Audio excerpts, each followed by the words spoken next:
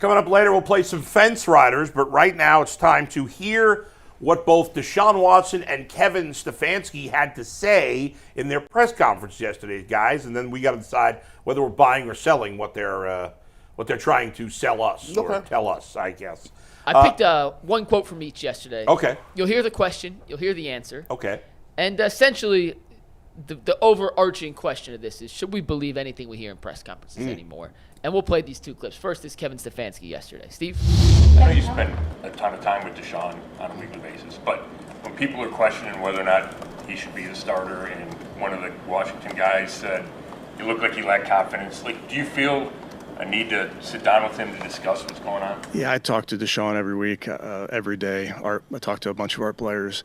I think respectfully, we have to focus on what's going on inside of our building and not necessarily pay attention to what's going on outside the building. Was there even a thought or a conversation had about possibly sitting Deshaun out this week? No. So that was Kevin Stefanski. Here is Deshaun Watson from yesterday's media. Wait, hold on. Okay, all right. I'm going to play them both, and we can react to both at once. Okay, fine. All right, go ahead. Here's Deshaun Watson from yesterday. Deshaun, you talk so much about blocking out the noise, and 1-4 and the offensive struggles. It's getting pretty loud. National guys criticizing you. So how do you go about continuing to block that out?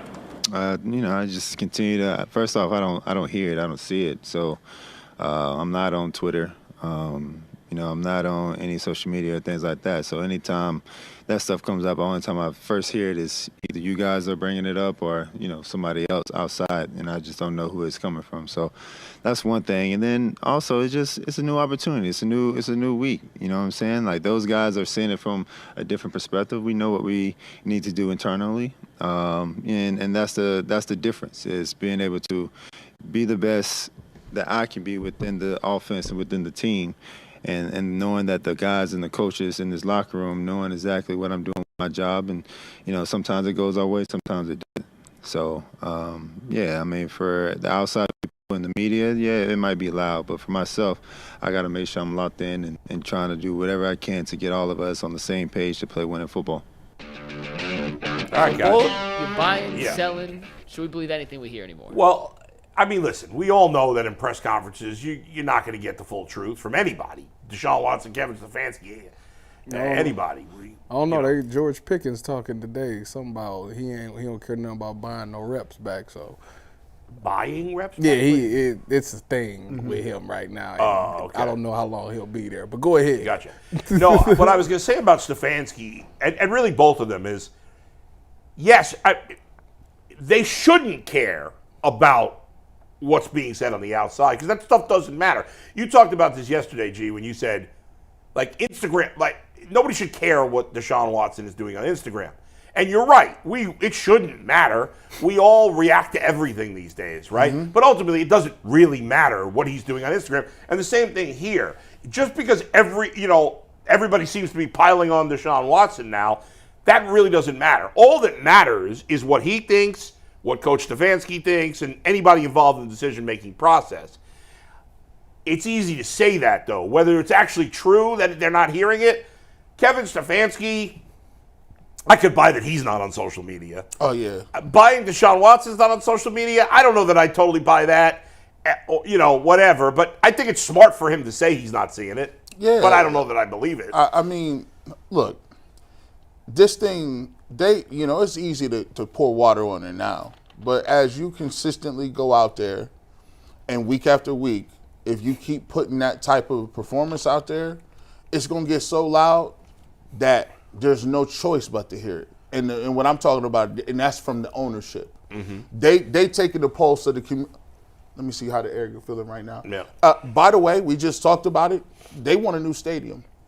Being right. 1-something don't do very good for the morale of the fan base in which you're trying to move this shit. And so I know people don't want to talk politics, but it's enthralled. You got to have the political capital do a lot of things.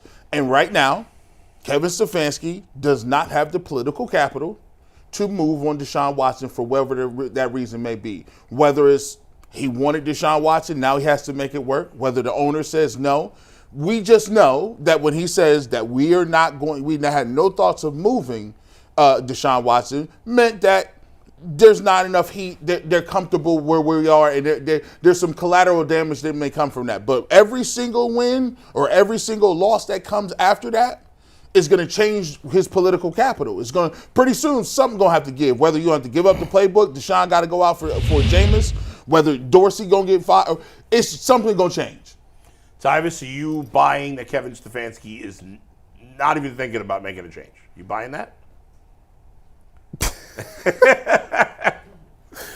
I mean, I think that at some point you have to at least be honest with yourself. Yeah. So I think the thought comes into your mind.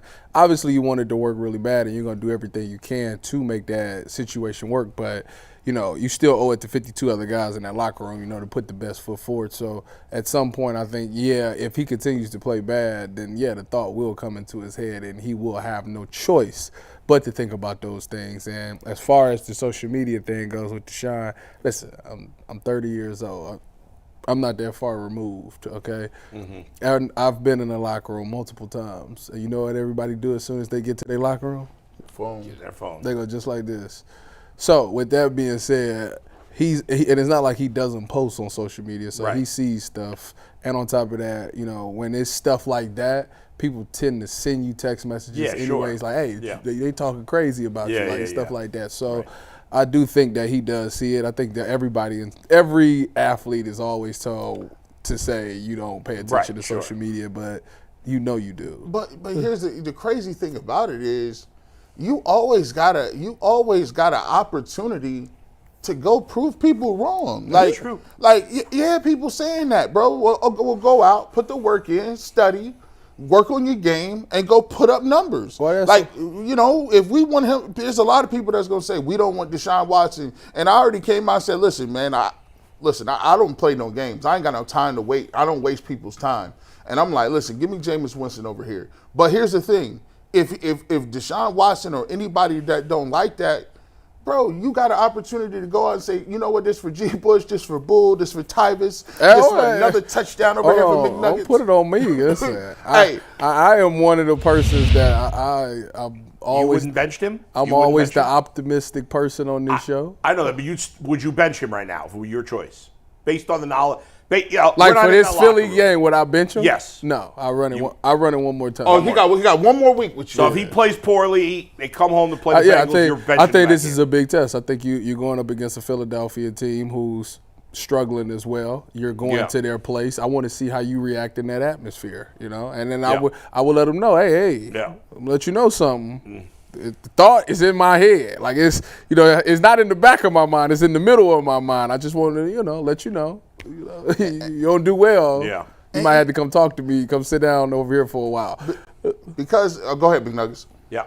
No, I was just saying when we wrap this up, we're going to talk to my call next. Okay. But I just think too. I'm going to find out a lot about the Browns. I'm going to find out a lot because I think a lot of the fan base they're to the point where they're angry, they're upset.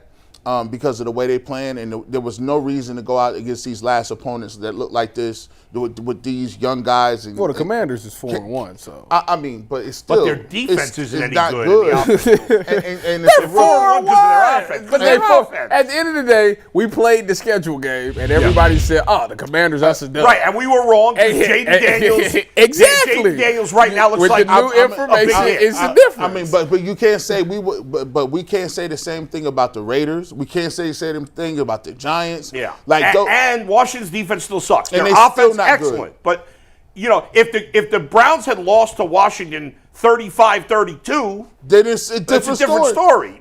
And you want 1 of 13 on third downs. Yeah, your offense. People look like they quit. So I hope they understand this. If you lose this game.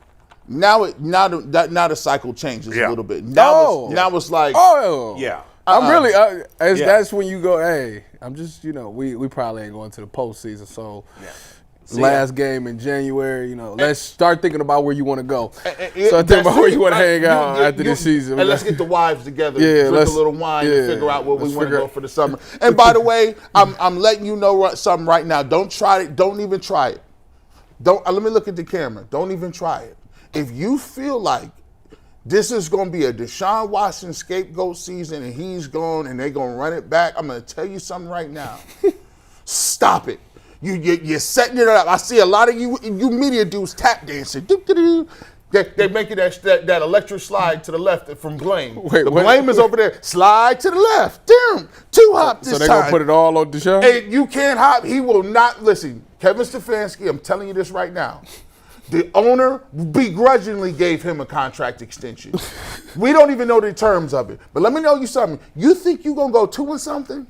And you're just going, it was Watson? No. The front office is going to be like, yeah, because you missed, because by the way, we still got to figure this out. Who going to be the next quarterback if you got a draft for him? Thank you. And we ain't did well in the draft process. Do you trust them to just, because they gave him the info and said Baker wasn't the guy, right? So why you mad at G. Bush? Well, when you think about the offense, not that we want to spend much time, but 1 minute, Mike. You think about the offense in a snapshot real quick for next year. You need a new quarterback. You need at least one wide receiver. 2. You need a new running back because I don't know if Nick Chubb's going to be back. You need a tackle. You need a left tackle, and you might need a right tackle. And a left guard. And you might need a whole new play caller. And maybe a left guard. You might need to go back to the old scheme. And their draft record has been spotty.